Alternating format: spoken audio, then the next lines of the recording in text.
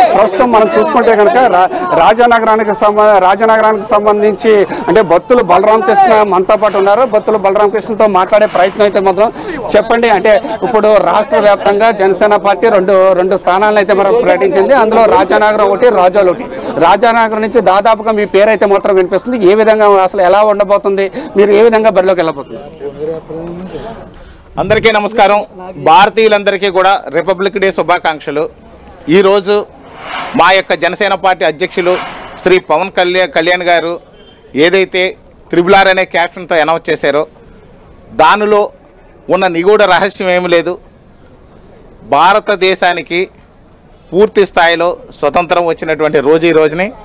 అదే రోజుని రాజానగరం నియోజకవర్గం వైసీపీ విముక్త రాజానగరం నియోజకవర్గం కావాలని ఆశిస్తూ రాజానగరం నియోజకవర్గాన్ని జనసేన పార్టీ కేటాయించడం జరిగింది.